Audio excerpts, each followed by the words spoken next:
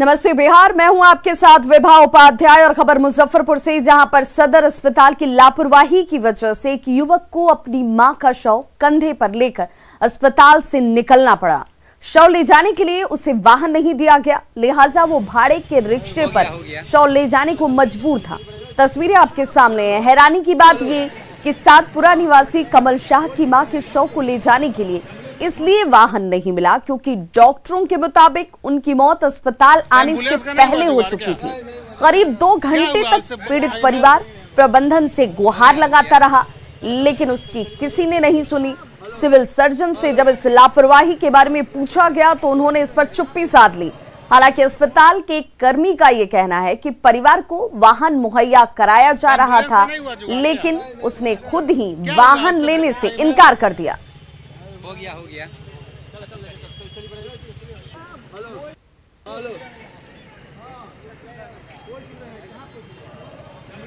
तो लापरवाह सिस्टम की ये तस्वीर है जो आपके सामने थी, और सवाल ये कि अस्पताल में शव वाहन क्यों नहीं होता है? क्या वाहन के लिए अस्पताल में मौत जरूरी है? मामले में सिविल सर्जन क्यों चुप्पी साधे हुए हैं? और सहयोगी सुधीर हमारे साथ इस वक्त फोन लाइन पर ज्यादा जानकारी के साथ जुड़ गए हैं मुजफ्फरपुर से। सुधीर, ये तस्वीर इस घटना से पहले भी कई बार व्यवस्थाओं की लचरता को दिखा चुकी है, लेकिन क्या ये माने कि लाख दावों के बीच अभी भी स्थिति जस की तस ही है? बिल्कुल, आपका कहना बिल्कुल सही है कि सरकार बड़े बड़े दावे करती है, लेकिन दावों के पीछे जो हिडन कंडीशंस होते हैं, इतने सूक्ष्म छिपे हुए शर्तें होती हैं, जिन शर्तों की वजह से लोगों को इसका लाभ नहीं मिलता। इनके साथ भी ऐसा ही हुआ। जब ये महिला आई तो आते आते डॉक्टरों ने मृत घोषित कर दिया और अस्पताल के रजिस्टर पर अस्पताल में मौत की बात दर्ज नहीं हुई, और सिर्फ इसी वजह से इन्हें मॉर्चुअरी की सुविधा नहीं मिली। मसला जब मीडिया में आया तो सिविल सर्जन को आप देख सकते हैं कि गाड़ी उन्होंने स्टार्ट किया और मीटिंग के बहाने निकल गए। उन्होंने कोई जवाब नहीं दिया। वहां जो मौजूद कर्मी थे, जो प्रबंधन से जुड़े हुए थे, उनका कहना था कि हम लोग इंतजाम कर रहे थे, लेकिन ये लोग निकल गए। तो ये लोग जो साफ साफ कह रहे हैं कि करीब 2 घंटे तक इन लोगों ने इंतजार किया कि मॉर्चुअरी वाइन होता तो उससे सवाल तो यही है ना कि 2 घंटे तक क्या एम्बुलेंस मिलने के लिए, अगर ऐसे में ये महिला है जो उसकी मौत हो चुकी थी, लेकिन अगर किसी कंडीशन वश कोई इमरजेंसी में यहाँ पर पहुंचता है, तब भी उसे यूं ही इंतजार करना पड़ेगा क्या एम्बुलेंस के लिए? यह आम तस्वीर है। यह तस्वीर बहुत आम है। जो सरकारी अस्पताल है, खास करके सदर अस्पताल, बिल्कुल ऐसा हमेशा होता रहता है कि लाख चाहे इमरजेंसी हो, जब इमरजेंसी में पहुंचता है तो डॉक्टर साहब को उसके बाद बुलाया जाता है, कर्मी दौड़ते हैं, डॉक्टर साहब आते हैं, उनका इलाज होता है। मौत के बाद भी एम्बुलेंस देने की प्रक्रिया इतनी लंबी होती है, इतनी लचर होती है, तो जो सक्षम होते हैं, पैरवी वाले, रसूख वाले, उन लोगों को यह सुविधा मिलती है। आम आदमी जिसे कोई पहचानने वाला नहीं है, उसके साथ बहुत लापरवाही, इसी तरीके की हिलावाली होती है। इस खबर के दिखाए जाने के बाद क्या जवाब आता है अस्पताल प्रबंधन की तरफ से? व्यवस्थाओं को सुधार के लिए क्या कुछ किया जाता है? इस जवाब का इंतजार हम भी कर रहे हैं। बहुत बहुत शुक्रिया सुधीर तमाम जानकारी के लिए।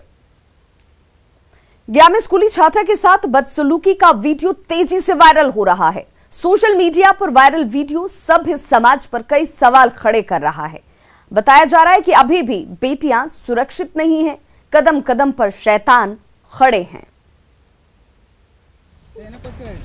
इसको पहचानिए, शैतान नंबर 1, शैतान नंबर 2, शैतान नंबर 3, शैतान नंबर 4। यही वो शैतानों की टोली है जो हैवान बनी बैठी है।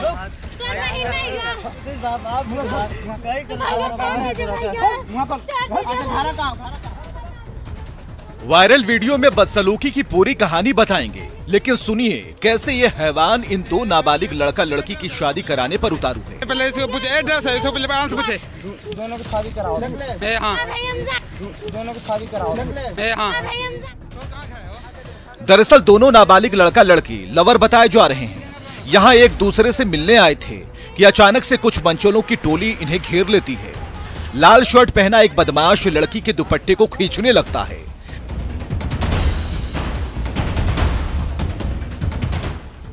वहीं व्हाइट शर्ट पहना एक मंचला लड़की के हाथ पकड़े हुए है ताकि वो भाग ना पाए और मोबाइल से वीडियो शूट कर रहा है।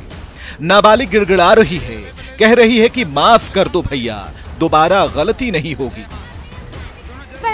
गलती हो गई, आज के बाद नहीं है वो ज्यादा भागना था। नाबालिग लड़की किसी तरह से मंचलों के चंगुल से भागने की कोशिश करती है। वो कुछ दूर भाग भी जाती है, लेकिन एक मंचला दौड़कर उसे फिर पकड़ ले आता है।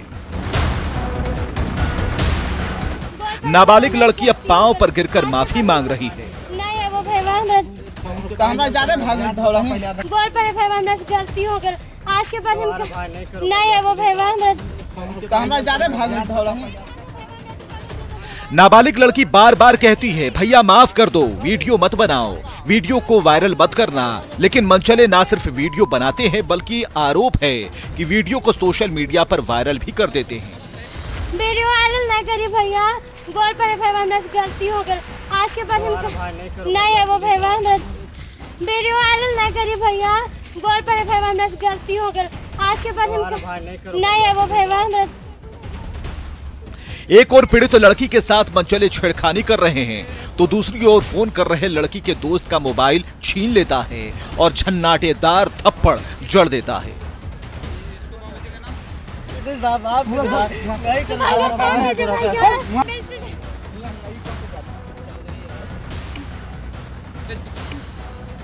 झूठ बोल रहा है, अभी झूठ बोल रहा है, अभी झूठ बोल रहा है। गया में स्कूली छात्रा के साथ छेड़खानी का वायरल वीडियो फतेहपुर प्रखंड का बताया जा रहा है। वायरल वीडियो की खबर जैसे ही पुलिस को लगी, पुलिस प्रशासन हरकत में आ गया। एसएसपी आदित्य कुमार ने सभी लोगों की पहचान कर गिरफ्तार करने का निर्देश दिया है। अभी आपके माध्यम से मुझे इसकी जानकारी मिली है। संबंधित थानेदार से इसके बारे में पूछताछ की गई है। सबसे पहले एक FIR लॉन्च करके इन लोगों को चिन्हित कर सबकी गिरफ्तारी के लिए बोला गया है। देखिए, हम तो अपना, क्योंकि हम प्रशासनिक पदाधिकारी हैं तो हम लोग प्रशासन या पुलिस के तंत्र से के लेवल से ही बात कर सकते हैं। सामाजिक में भी मेरा मानना है कि सामाजिक में भी ज़रूर उनका बहिष्कार या कुछ होता होगा या कुछ ना कुछ मैकेनिज्म जरूर होंगे। हर सोसाइटी में इस तरह के लिए मैकेनिज्म रहते हैं और हम लोग तो अपनी कार्रवाई करते हैं और पूरे व्यापक तरीके से इसमें कार्रवाई होगी। जो अभी आपने बताया है, जितने भी लड़के इसमें चिन्हित हैं सारे के सारे गिरफ्तार होकर जेल जाएंगे।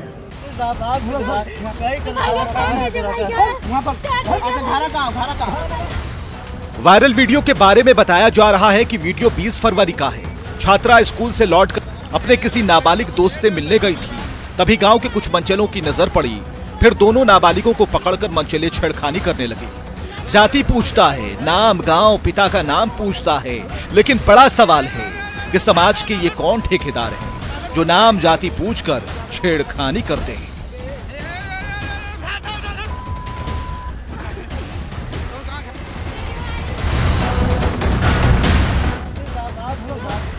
एक बार फिर देखिए इन शैतानों को और पहचानिए इनको। जब तक इन शैतानों की गिरफ्तारी नहीं होगी, हमारी मुहिम जारी रहेगी। गया से संवाददाता एलन लिली की रिपोर्ट, न्यूज़ 18। नहीं है वो ज्यादा भागना था। पटना पुलिस ने नाबालिग से गैंगरेप के 3 आरोपियों को गिरफ्तार कर लिया है। सभी को पटना पाटलिपुत्र स्टेशन के पास से पकड़ा गया और पॉक्सो एक्ट इन पर लगाया गया है। बताया जा रहा है कि मां के डांटने पर नाबालिग इनमें से एक के साथ होटल में रहने चली गई थी, जहां तीनों ने उसके साथ गैंगरेप किया और फिर यहां से फरार हो गए। कितने लोग आप लोग मिलकर रेप किए थे? रेप नहीं किए। तो क्या नाम है आपका? फंसाया गया हम लोग। तो क्या नाम है आपका? फंसाया गया। नाम तो बता दीजिए। हम लोग को फंसाया गया। तो आप पे आरोप लगा कि आप लोग 3 लोग मिलकर होटल में ये काम किए थे, गंदा काम। टीम गठन की गई थी गिरफ्तारी के लिए और पाटलिपुत्र स्टेशन पे भागने वाला था। गुप्त सूचना प्राप्त हुई थी, रात से छुपा हुआ था, घटना के बाद से छुपा हुआ था।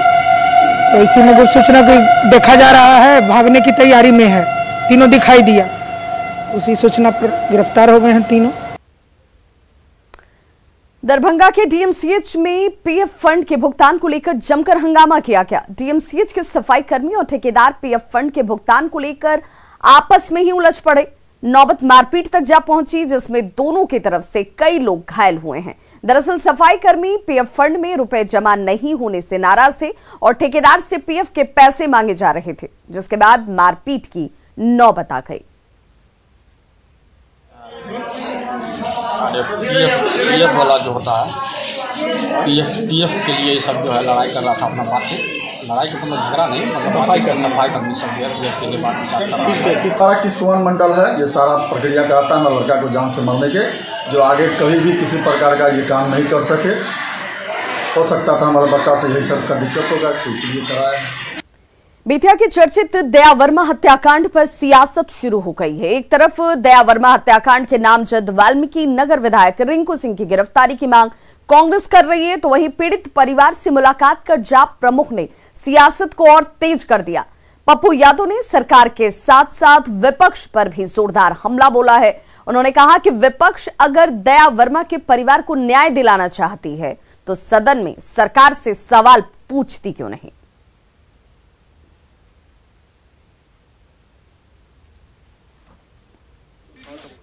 विधानसभा में मामला उठना चाहिए, सरकार को जवाब देना चाहिए, लेकिन विपक्ष कंप्लीट रूप से परजीवी हैं। पटना के राजेंद्र नगर टर्मिनल के प्लेटफॉर्म संख्या 4 की ओर जाने वाले रास्ते और टिकट काउंटर को बंद करने के खिलाफ धरना दिया जा रहा है। स्थानीय लोगों का कहना है कि रास्ता और टिकट काउंटर के बंद होने की वजह से उन्हें खासी परेशानी का सामना करना पड़ रहा है। लोगों को कई किलोमीटर घूमकर टिकट के लिए जाना पड़ता है।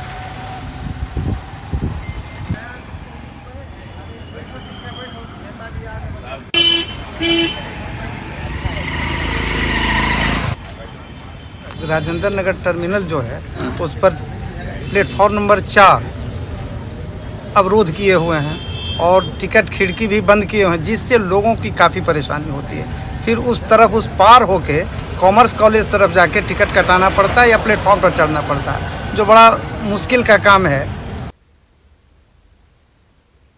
बिहार के ग्रामीण इलाकों में बेहतर स्वास्थ्य सुविधा मिले और इसे लेकर सरकार ने ई-संजीवनी टेलीमेडिसिन सुविधा की शुरुआत की, जिसके जरिए सुदूर गांव में रहने वाले लोग भी शहर के बड़े डॉक्टर से इलाज करा सकेंगे। बिहार के हर जिले के पीएचसी और अनुमंडल अस्पतालों को इससे जोड़ा जा रहा है।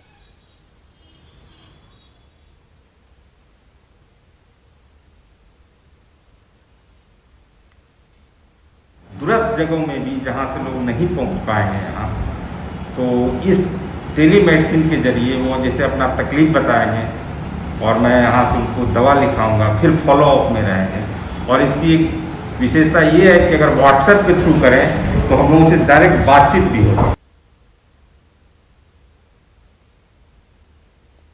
कुछ और खबरों के साथ जल्द होंगे वापस, बने रहिए हमारे साथ।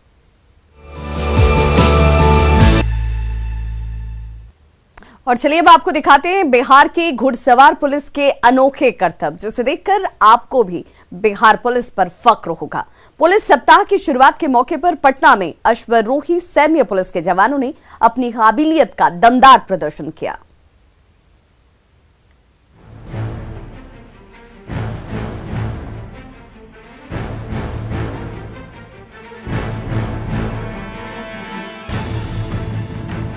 शानदार घुड़सवारी,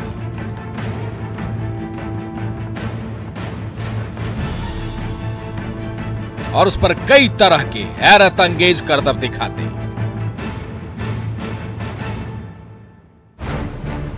ये बिहार की अश्वारोही सैन्य पुलिस के जवान हैं।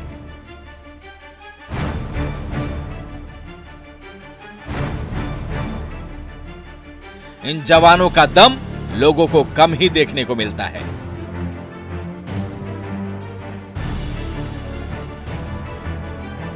क्योंकि ये इधर उधर नहीं, बल्कि अपराधियों को वैसी मांद में ही दबोचने जाते हैं जहां कोई और नहीं जा सकता।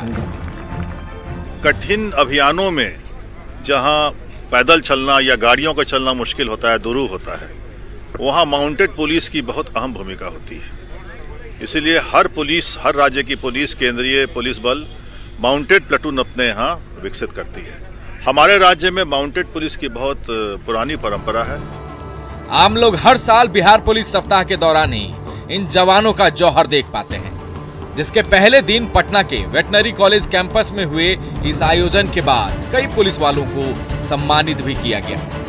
हैसियत अलग अलग है, सब में अलग अलग है। कोई मतलब कि हर चीज हर आदमी में, जैसे आदमी में, पहलवान में या हर प्लेयर में अपना अपना खासियत, कोई कुल होता है, कोई गर्म होता है, कोई वैसे भी है, कोई हार्ड तेज होती है, बहुत गर्म माइंड की होती है, कोई ठंडा होता है। यही खासियत है, अपना जो गर्म होता है उतना तेजी से चलता है। बिहार पुलिस सप्ताह के आगाज का मुख्य कार्यक्रम पुलिस मुख्यालय के ऑडिटोरियम में आयोजित हुआ, जिसमें अपर मुख्य सचिव आमिर सुबहानी और डीजीपी एसके सिंघल भी मौजूद थे।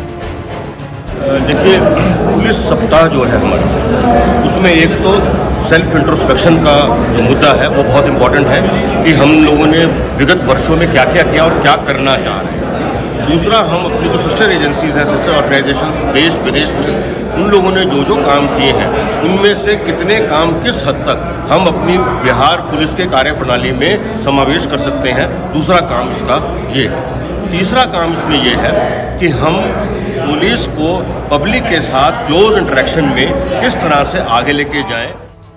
कार्यक्रम में राज्य भर के आला पुलिस ऑफिसर भी पहुंचे थे, जिनमें से कईयों को बेहतर काम के लिए सम्मानित भी किया गया।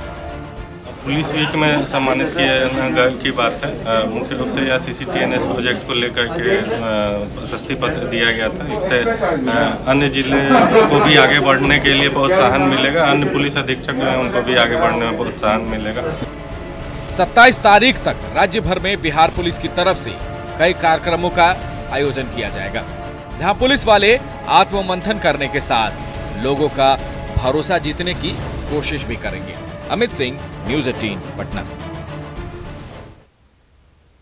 बिहार ATS और STF के जवान पटना चिड़ियाघर के सामने सुबह सुबह दौड़ते और एक्सरसाइज करते नजर आ जाते हैं। इन जवानों का कहना है कि स्वस्थ रहने के लिए व्यायाम जरूरी है और जवानों की इस दिनचर्या का जायजा लिया संवाददाता अमित कुमार ने।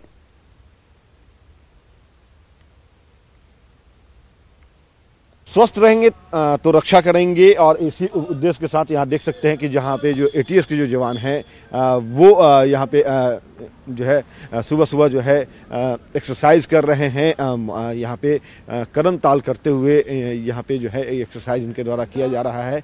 और यहाँ पे इनके जो टीम लीडर हैं वो देखिए किस तरह से इनको मॉनिटर कर रहे हैं कि कैसे आप जो है एक्सरसाइज करेंगे, स्वस्थ रहने के लिए क्या कुछ करना है, क्योंकि इनकी जो पहली जो जवाबदेही होती है वो होती है फिटनेस की, और फिटनेस के बल पे ही जो है ये जवान जो है वो रक्षा करते हैं। चाहे वो राज्य की बात कर ले या देश की बात करें, तो इसी तरह से जो जवान हैं वो अपने आप को फिट रखते हैं। और ये तस्वीर जो है वो यहाँ पे सर्कुलर रोड पे जो है वो है देखने को मिल रही है। और यहाँ पे देख सकते हैं कि किस तरह से नोट डाउन किया जा रहा है। इसे पुशअप करते हैं और पुशअप करते हुए ये जवान जो है वो अपने आप को दुरुस्त रख रहे हैं। तो यहाँ पे जो ट्रेनर हैं, जो प्रशिक्षु हैं, इनसे भी हम थोड़ी बात करने की कोशिश करते हैं, इनसे जानते हैं। सर, ये बताइएगा कि ये फिटनेस के लिए कितना महत्वपूर्ण है ये एक्सरसाइज? बहुत बढ़िया है। हम लोग डेली 10 किलोमीटर दौड़ते हैं, हार्ड वर्क कराते हैं, ताकि जवान जंगल जाने में कोई तरह का उसको दिक्कत ना हो, इसके लिए हम लोग हार्ड वर्क कराते हैं। Good name? मेरा नाम लक्ष्मण यादव। चलिए, लक्ष्मण जी हैं जो बता रहे हैं कि अगर स्वस्थ रहेंगे तभी जो है वो चाहे तो नक्सल के मांद में हो जाना या आतंकी घटनाओं को की जो उद्भेदन करने के लिए जो काम होता है, जो पहल होती है, उसमें तभी ये कारगर साबित होंगे, तभी ये सक्षम साबित होंगे जब ये अपने आप को फिट रखेंगे। कैमरा पर्सन अजय दुबे के साथ अमित कुमार, न्यूज़ 18 पटना। एलजेपी को एक और बड़ा झटका लगा है। MLC नूतन सिंह ने बीजेपी का दामन थाम लिया है और प्रदेश बीजेपी अध्यक्ष डॉक्टर संजय जायसवाल ने उन्हें पार्टी की सदस्यता दिलाई। नूतन सिंह एवं पर्यावरण मंत्री नीरज कुमार बबलू की पत्नी हैं। चुनाव में एलजेपी की करारी हार के बाद पिछले हफ्ते ही 208 नेता जेडीयू में शामिल हो चुके थे और अब एमएलसी नूतन सिंह ने पार्टी छोड़ दी है।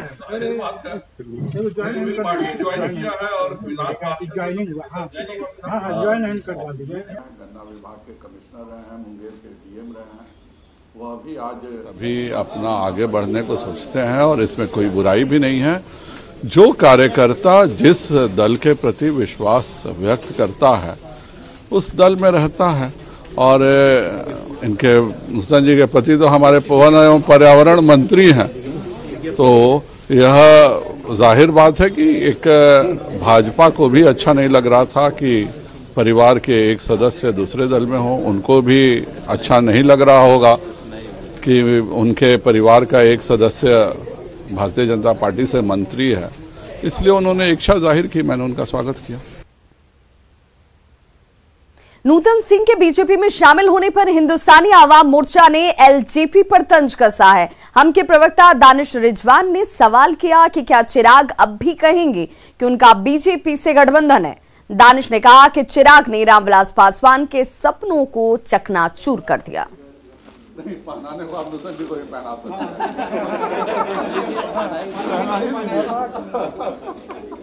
पासवान जी आकर कहें कि भारतीय जनता पार्टी के साथ उनका गठबंधन है, एनडीए में वो शामिल है।